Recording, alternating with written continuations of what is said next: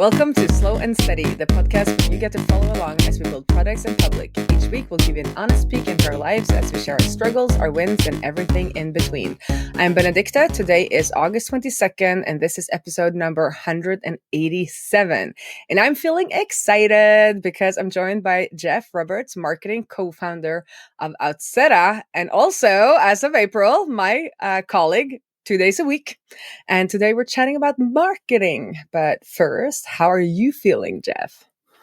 I am feeling pretty good. I have a feeling that I'm sort of at the end of something and a new beginning on the horizon. I've been traveling for the last 4 months, and I'm going to be traveling for 2 more months. But on Friday, I leave Europe and head back to North America, and it feels like the end of a chapter, sort of. So I'm a little sad about that, but excited for what comes next too. So what countries did you hit while you were in Europe? Greece, Sweden, and Scotland. That is diverse. That is diverse set of countries. Absolutely, yeah. A little bit of everything. They couldn't be more different culturally, let me tell you. Give me one example. I read that you love the cinnamon buns in Sweden, the kanelbollene. We have those in Norway as well. So yeah, absolutely, yeah. I think in general, just going from Greece to Sweden was sort of a shock to the system. I've been telling people every conversation that I heard between Greek people was sort of combative and loud, and you go to Sweden and everyone's very quiet and polite, and it was polar opposite in terms of just the interactions between people. How's Scotland? Scotland's great. It's very, very beautiful. I love it in that sense. Certainly it's rainy. I mean, we've had a lot of rain since we've been here, and I have 2 little kids that are trapped in the house when it rains. So that part's tough. But it's just a beautiful country, and it makes you feel good about the world. It's still wild and untouched, and it's good. I like it. You got to take a page out of Norwegian, the Norwegian playbook, which is there is no bad weather, only bad clothes. Det finnes ikke dårlig vær, bare dårlige klær, which is one of our sayings. And that's what we tell kids when they say, I don't want to go outside when it's raining. It's that makes total sense. There's no fashion in Scotland. Everything is just very practical clothing, and everyone is dressed for all weather at all times. And my family, coming from Greece, where we were wearing bathing suits for 3 months, showed up completely ill-prepared and basically had to buy a new wardrobe to insulate us from the rain. Oh, yeah. It's the same thing here. My sister, who grew up in England, though, where they just pretend they don't have bad weather. I don't know what's up with that. But she always laughs at me because I will travel nowhere without my woolen layer. There's always a woolen layer with me wherever I go. And I've had good use of it. I traveled India, and we went to see the sunrise in Himalaya, and it's cold. Sure. Put on my wool layer underneath the summer dress, and you're all good to go. So, yeah. But that's not what we're talking about today, even though Europe is a fun topic since I live here. Anyway, I saw on Twitter that you're planning to do marketing experiments for Outseta this fall, and I would love to hear more about them. Yeah. What you're planning. I would say the short version is I should have been doing a lot more marketing experiments over the course of the last 2 or 3 years. But, like a lot of founders, I've been sort of sucked into helping the business wherever it needs help. And over the last few years, for me, that's been a lot of product management and a lot of customer success, customer support. So marketing has been more of an afterthought than it probably should have been. And I feel like we're at the point now where we have good conversion rates. We've got a steady customer base. We're sort of ready to go faster. So I've been spending much of this summer trying to clear my plate a little bit. We've brought on some help and support to help ease that burden. And I'm excited to get back to what is sort of my primary skill, what I'm supposed to bring to the team, which is marketing expertise. So I've just been thinking through kind of what comes next. How do we accelerate everything from a growth perspective? And as part of that, what you alluded to, I'm going to be publishing sort of a website where I talk about what I'm working on, what the strategy is, sharing results and all that kind of stuff, just because I think that content will be interesting to other SaaS founders. So you're saying even though you have a marketing founder on board, which is like everybody's dream, all the like the tech indie founders, you're saying they might not always have time for marketing. Yes, absolutely. Yeah, it's just, you hear so much about you should delegate this, you should delegate that. And I think that advice is always coming from a good place. But if you're a bootstrap business, you can only delegate once you can afford to delegate. So with our growth, we've all worn lots of hats because that's what we've had to do to get the business to where it is today. And we're at the point now where we, are doing a little bit better, can bring some people on to help with support. And ultimately there is an opportunity cost to not having the marketing founder focused on marketing. You're not going to grow as fast and be able to make those sorts of investments in other areas of the business that you want to. So we had to be pretty deliberate about, bringing on additional help and finding a way to free up a little bit more of my time to focus on this stuff. And for, longtime listeners, I think a lot of the push to getting some more support help came after some long discussions with Jane and Benedict of Userlist when we all met in Athens. So full circle here on Slow and Steady.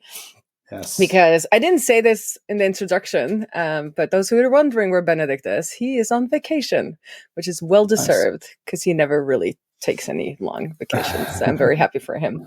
But what's your top 3 experiments you want to run? Or do you have some thoughts, some ideas? I've got a few. So the first thing, whenever I've sort of sat down and said, okay, it's time to make a deliberate marketing push beyond just kind of the day-to-day work that is marketing. The first place my mind always goes is let's clean out the gutters. And what I mean by that is let's make sure sort of all the plumbing through which we acquire customers is clear and working as efficiently as possible. So the very first track of work, and something we've sort of already started on, at least in a minor way, is really just having myself, you, our design lead, James, and then some customers go through the sign up and onboarding process for Outseta and make notes, what's working, what's not, where are people getting stuck, what could just be a smoother workflow to get people through sign up and onboarding. And I think the reason to start there is just it's one of those things that it's one of the only things that affects every marketing channel. If you can make even incremental improvements in that whole user experience around sign up and onboarding, it's going to make every channel perform better. So that's kind of the first task. The second one is the one that I'm most excited about. And that is we've had a lot of really awesome people that have wanted to contribute to Outseta in some way.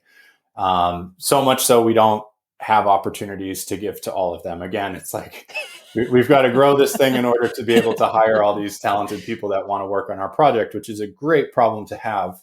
But a lot of them have come back and said, we're not looking to join your team full time. We're not looking for crazy compensation. We just like either the idea that you're working on or the model that you use to run the company, and we want to participate in some way. And we heard this from 1 or 2 people, then 3 or 4, then 5 or 6, and really high caliber people. And I just said to myself, we're sitting on an amazing opportunity that we're not taking advantage of. So the sort of second project is going to be, how do we take these people, give them something relevant to Outseta that we actually need to get done, that we actually think is a good opportunity for the business, that we haven't prioritized ourselves or just don't have time to get to yet, and sort of match these people with projects in a way that they're excited to contribute to Outseta and we're getting something out of it too. And I think the other fun thing about this model is not only getting to start to work with some of these people, but we can give them projects that are sort of risky, that have high potential upside. And if they don't work out, so be it. Mm-hmm. So we've got 3 or 4 people already who I think are a great fit for these types of projects, and figuring out how we can sort of systemize this whole thing, I guess, is the next step. So we've talked about do we have a like contributor of the month or a creator of the month that works with us on a given project each month, and we just open up one opportunity a month or something like that. I like that, creator of the month. That's kind of Yeah, cool. And if we need more spacing, it could be creator of the quarter. absolutely. Yep. Yeah, I I would like love it. to. I would love to get to the. I would like to do like quarterly cohorts eventually, where we just say like, here's 2 or 5 people that are working on these projects this quarter, and then we're going to have sort of another batch next quarter. And certainly the objective there is to build a pool of people that we would eventually hire onto our team. But from a marketing perspective, I guess it's just a matter of here are new people that want to contribute and sort of help get Outseta out there. And I think having more talented voices interested in that is always a good thing. And then whatever like outcome from that, like now I'm thinking like, because I like to live stream, which listeners know I haven't done it in a while, but then it could be like live streaming with them, helping them get set up. So if they're gonna create, for instance, like a project showcasing Laravel plus Outseta, we could do a live stream where you and I kind of come on and answer questions and help them get up to speed faster. In addition to what we are working on, which is these template businesses that we're going to have with their own design and their own brand and marketing that we're going to be able to set up in different languages and different tools and different technologies, I guess, is the point. Yep. So that's number 3. That's a perfect segue. That's number 3. Okay. Number 3, I would say, is the way that I've started thinking about this, and we talked about it a little bit last night, but is we need to build sort of a content factory at Outseta. And the transition that I would describe is we've done a lot of content marketing in the past. Most of it has just been me as the founder writing about our entrepreneurial experience. And then when it's come to creating like tutorial focused content, most of it has been really bad. It's been me just doing like screen recordings with really low level polish. And I think that was appropriate for our stage. Like in an early stage startup, you're moving so fast, the product is changing all the time, investing a lot of time in all these tutorial videos, they're just going to be irrelevant 2 days later. But we're a little bit more established now, sort of more stable of a business. And I think, first of all, there's more frameworks, more technologies, et cetera, we need to create guides for, but also the production polish needs to be higher. And we have more people, yourself included, participating. So how do we create a factory where we can crank out all this content in a way that's uniform and consistent and relatively well polished and that kind of thing? That's kind of the third big project, I think. So what business did we land on again? I only remember Molly's Marathoners, which will be a membership and course community business. We're gonna do a course, a SaaS product, and a membership site. Molly's Marathoners is the membership site. The SaaS product was I don't think we actually named it. We didn't name it, but it was like, oh, that was my like to-do list for families. Because one of the cool things about Outseta is that you can have an account that is connected to multiple team members, i.e. family members. So we could showcase that with a family chore app. We need to give it a good name. I think we had family factors was the family factor placeholder name. But they're all going to be alliterations. Is that what it's called in English? Yeah, maybe. Yeah, maybe. And then the course was peak productivity. So that was just going to give us an opportunity to sort of troll all the productivity gurus out there. Oh, I have to send you. We should almost reach out to him. It's like one of my all-time favorite. Like, I don't know if it was like TikTok or I don't think it was TikTok because it's so old. I think maybe it's just like a Twitter video. Anyway, this guy like does a productivity morning like routine video of him like as a dad. And it is the funniest thing ever. We're gonna put that in the show notes. But he basically is like, I begin my day with Shavasana, laying in bed, pretending to sleep longer than my wife. That is Yeah. my rest. And then it's like, and then it just keeps going about like all the things he gets to practice when trying to like put clothes on the toddler. And but it's just like, it's so like purely like in the moment. I thought he was inspired, probably read something about, you know, like these productivity gurus and just had to, Sure. yeah, because they're usually, you know, single men, and like their Yep. mornings are gonna be different than Yep. other people's morning. Like, you know, if you don't want to get up at 4, which some people claim they do. Anyway, yeah, so those are the 3 businesses. And it's kind of taken a little bit inspiration from Tailwind, which have these templates that have like fake businesses, which showcases, I guess they have Next, all of theirs are Next, the React framework, and Tailwind that you can copy. But then what we want to do is have 3 businesses, fake businesses, and then we can do Framer, the Framer version, Framer plus Outseta version, the WeWeb and Outseta version, the Webflow, the Laravel, the React, whatever people can contribute with, but all the design assets will be there and kind of all of the features will be there so that we can fuel this content factory. Exactly. And I think the other thing it does is sort of going back to project 2 is it allows other people to contribute. Like sort of the common thread here is we have a small team. How do we do more within the context of a small team? And we've had a lot of people with very framework specific expertise say, I want to create an Outseta demo. Can I do that for you in next.js or whatever it is?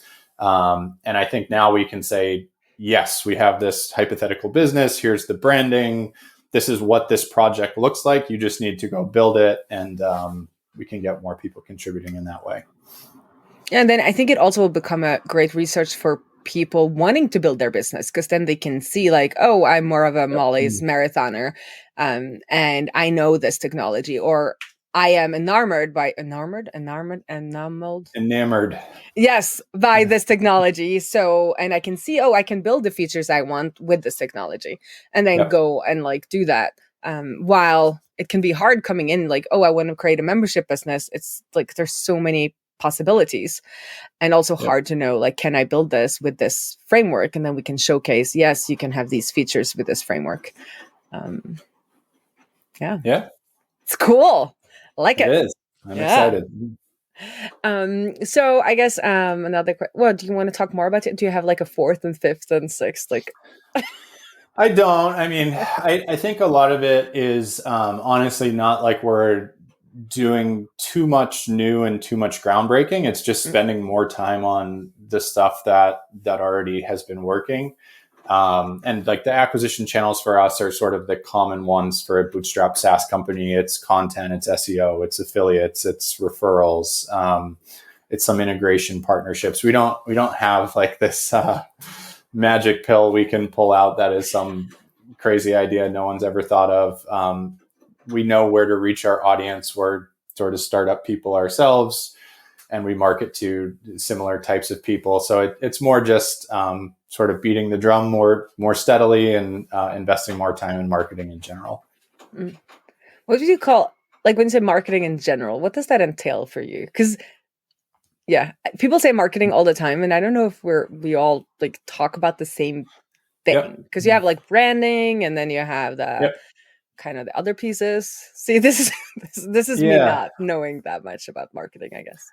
So I think all of that is marketing. Brand, like everything you're thinking of is marketing, and it's all stuff we need to spend more time on, frankly. But I think when people hear marketing, what they usually think is lead gen, and that's certainly true. Like the objective of this is we're trying to turn up the volume and acquire customers more quickly, and certainly sort of upping lead gen is one of the ways to get there. But I do think that sometimes marketing might actually be the wrong word. Sometimes growth is a better way to look at what you're trying to do. Whether it's stuff like the onboarding and sign up flow improvements that I mentioned, whether it's stuff like proactively fighting churn, there's lots of other things you can do to get the objective that you're looking for, which is revenue growth. I do think in our case, like we've got some work to do in that regard, but I think we need to crank up the lead gen and the traffic to the site, and the number of free trials or that sign up per month, and that's going to be a big part of the focus. So you kind of answered then. Yeah, my second planned question was like, what has been the main channels so far, and that is. So how do we do it? How are we? I remember looking at it, but like, how are we in terms of SEO? Are we doing good? We have a weird story with SEO. So in short, Outseta is a all-in-one tech stack to run sort of a SaaS or membership type business. But what that means is it's a platform that's a billing system, a CRM, email marketing tools, a help desk, financial reports. It's a tech stack for a subscription business. But from an SEO perspective, the keywords that are most relevant to our business, it doesn't make sense for us to focus on them. If we tried to rank number one for CRM software or email marketing software or billing software, that would just be a fool's errand. It would be wasted effort and we would never get anywhere. So we haven't really focused deliberately on a small set of target keywords in the way that most people that focus on SEO do. And that in and of itself is a bit of a missed opportunity. There are keywords this week we discussed. There are keywords that don't directly describe our product per se that we should probably be targeting. Things like authentication for a Framer website. Framer doesn't offer authentication. Outseta offers authentication that works well on a Framer website. If we can rank for those sorts of search terms, we can win business off those rankings. So there is an SEO play, but we haven't done a lot of that to date in terms of deliberately targeting keywords. What we have done... Yes. Go ahead. Yeah, and I was thinking because one... I mean, I know that we have like, membership site or membership features for Webflow or membership something Webflow, which obviously is trying to get people who search for how to create a membership site with Webflow. But then we could also kind of have, as you said, like authentication for Webflow, billing for Webflow. The only thing I'm wondering, if we created all of those, if those pages would be too similar and they would end up like being flagged as duplicate content, or like how, or if we just need to put all of those words in, like bake them into the Webflow plus Outseta like landing page, or if that will be too watered out. Like that would be interesting to know. I think in short, I have sort of a abnormal perspective on this topic. Maybe I think a SEO consultant would tell you 100% you should build landing pages for everything. You should have authentication for Webflow and email for Webflow and billing for Webflow and all these different pages, and just crank out these pages. And because there's a high number of them and they're all targeting different keywords, they're going to rank and send you relevant traffic. And that isn't necessarily wrong. Tons of businesses take that approach and it works. Something that maybe I overvalue is keeping Outseta and sort of the surface area that we have to manage and maintain small and simple. And I've always sort of steered away from like anything related to programmatic SEO or just building massive numbers of landing pages, because while these things might work, they exponentially increase the amount of real estate that you need to sort of oversee. And I would rather just have like a 3 or 5 page website that converts really simply and drive relevant traffic to it other ways. It's kind of a difference in approach. I don't know if one is more right or more wrong, but I know that I'm sort of biased towards that more simple approach. And I think part of that comes back to how we run the company too. We are this small bootstrapping team. If, I had $100 million in funding and I had an SEO agency overseeing all these landing pages, I would probably go out and take a strategy more like that. But it's another... I'll code them. Yeah. Yeah. And even like there's other, I'm going to make all the SEO consultants out there puke, but there's other other things that I just don't love. Like everyone will tell you you should have competitor comparison pages. And again, they're right. And I even think that that is a better tactic because people do search for brand name competitor, brand name alternative. But every competitor comparison page that I see is full of incorrect information, and it's just kind of this half-assed page, and it just upsets me. I feel like those are more like hard to maintain because you have to go out and like check your competitor all the time to see if your like feature comparison table is correct, while creating kind of something like authentication for X framework and membership site for X framework could be easily kind of created if you had composable. I think they call it composable content now, like where you have like different content pieces and you can mix them together. Because the copy or like, you know, the premise for email with Webflow is the same as email for Framer. Like it would be the same thing. It would just be switching out like the thing it's connected to. So that is possible to programmatically create without having like glaring errors or just like super bland, boring pages. Because I think that's the other aspect, and especially now with AI. Like people are going to crank out so many pages. It's not even like, it's just, there's going to be too many pages. This is actually a marketing experiment I've been thinking about. So this indie hacker, his name's Danny Postma. He has this huge following on social, and he published something earlier this year that basically said everybody thinks to be a successful indie hacker, you need to have a big social audience. You don't. Here's how to do it if you don't have an audience. And the post basically outlines sort of finding keywords that have very little competition but high relevance, and creating a whole bunch of content sort of programmatically around related keywords. And he sort of proves with one of his products that you can build up social or organic traffic very, very quickly using this approach. There's no way in hell I'm going to do that on Outseta's website, but I have a side project's website. Yeah. And I want to take his exact methodology and do it on the side project, and then sort of have that be one of the experiments that I can report back on and say, this is something that I don't want to do, but I'm going to try it over here and see if it actually works. And if it works, what can we learn from this? What can we borrow and apply to our business? Yeah, because you could do the same approach, but be more thoughtful about the content that you create for those pages, like finding these keywords and that's something we've never talked about, but I've been thinking about this week because we want to sell that in our other business. You know, Ola and I have the like focusing on becoming or offering DevRel services, and what we've done so far has been getting sponsorships to build pruner follows, and we really enjoyed that. We're trying to expand on that, and in addition, so that would we would call that like real world apps, or like you can sponsor a real world app. But then the other thing that is like closely related is what somebody coined content products, I guess. And one of the most well-known in developer circles are JWT.io, which is owned by Auth0, which explains how JSON Web Tokens work, and we even link to them from our documentation because it's a great resource, right?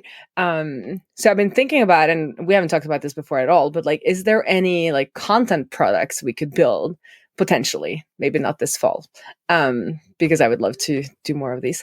Any content products we could build for Outseta, and the only thing that I came up with so far is like a membership pricing calculator or something, like, you know, how should you price your memberships, and like have copy around that, and then you can like tweak things, and you could get like different, and this is what I can't say in English, tiers.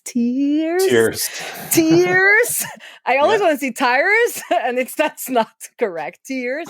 But that was like my best idea when I was just like thinking about it. But I am sure there are things our audience would like to see as like JWT, which is like a dev focused one, but for our audience, is there like a content product we could make that could be a spearhead for us? Sure, absolutely. I don't know if you have any ideas on the top of your head. The one that I've always thought about is so we have like people know Stripe payment links. Outseta offers payment links to. It wouldn't so much be a content product; it would be more a free tool. But if we could just have a website where you can come connect to Stripe, create a payment link, and it's got Outseta branding on it and whatnot, that could be sort of a free entry level tool that I think a lot of people would use. To create instead of creating them in Stripe, or yeah, because we wouldn't charge for it, and Stripe charges you for it. I see. Interesting. Yeah. Interesting. Yeah. Because then we do that direct integration with Stripe. I like it. So, yeah, it's one of those. It's one of those things. I think it's what can we do with a relatively small engineering lift. Yeah, because that's another so content products is one name that I heard like very recently. Another one is engineering as marketing, where you take like sawdust from engineering and create something out of that, and then you have side projects as marketing. So I'm trying to like figure out what term to use and like how to explain this as a service, because some of the, especially if it's like engineering sawdust, like it has to come from it, or not has to, but it's because somebody did something in engineering. But if you want to outsource it, I'm thinking content products or like side project marketing could be interesting, because we interviewed Marie from Llama Life, and her fidget spinner was like her top acquisitions channel for like a long time. And it's just like fidgetspinner.com, I think, and you can spin a fidget spinner in the web browser. And that's been like a huge way for her. Like for a while, that was like one of her larger acquisition channels because it went viral. But that's the hard thing about these kind of projects. Like it's really hard to promise that things will go viral or will like get a massive traffic. It's riskier that way. Like it's hard to promise. But yeah. You never know unless you try. That's the name of the game. Yeah, but then I guess it's easier to use internal. So this is what I'm thinking about then. If we're going to try to sell it as a service, like how to position it and how to price it. And if people are willing to do these kinds of bets outside of their business, when they actually have to pay, like they have to make a purchasing decision. It's not just engineering playing a little bit on their off time. Yeah. The thing that's tough to me about this topic in general is I think a lot of people, I was reading on Twitter earlier today, a founder of a company called Pally, and he was saying like our growth has come from free tools. You should build free tools. Here's the free tools that we built. And you look at his product, and the free tools that he created are a perfect sort of natural step towards using his paid product. And I think if you have a product and can identify an opportunity like that, fantastic. But some products tend to lend themselves to that better than others. And I have seen a lot of founders like become obsessed with this idea of engineering as marketing, or we need to create free tools. And there just isn't sort of a tool that really fits with their product. So I guess don't force it is the point.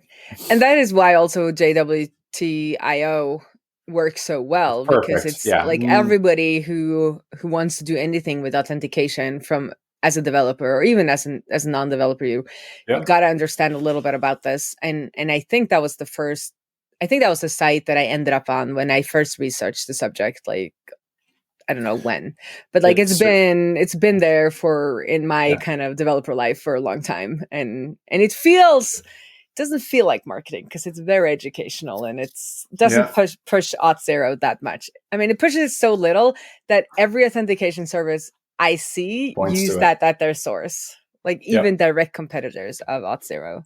Oh, trust me. In year one of Outseta, we started having more technical tickets, and very quickly I got into a conversation with Dave, our other co-founder, who is an engineer, about what's actually happening from a code perspective when somebody authenticates. And he said, "Oh, there's a JWT access token passed," and for me that was just like, "What the heck is that?"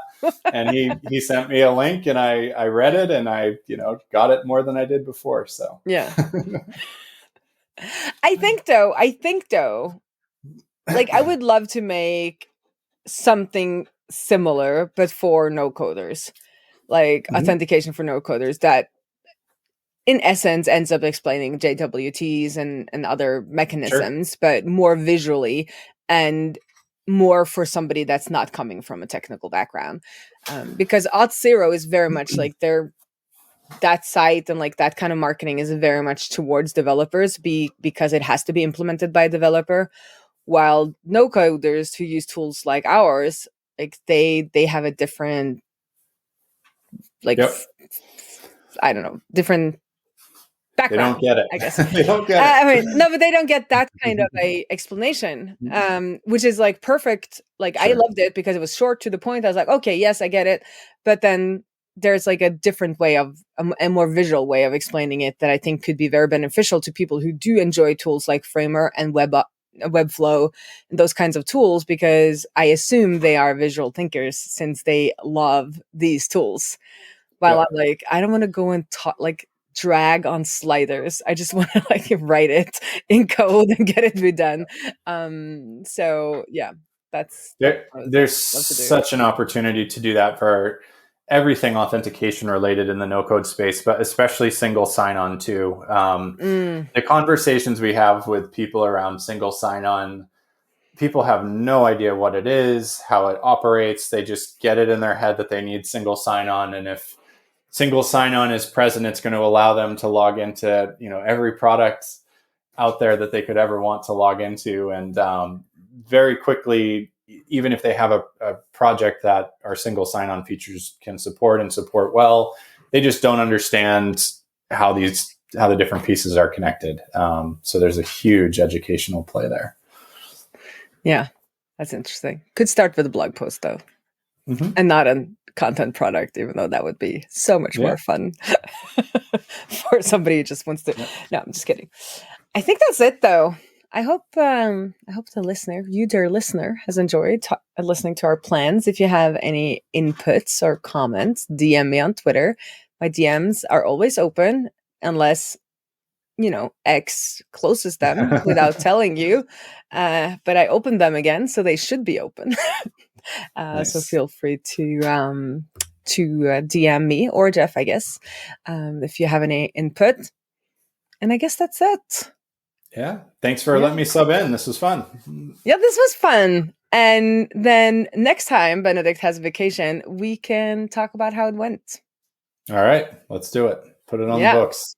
Yes, let's leave it on books. So we usually end with a see you around the interwebs. Bye-bye. See ya.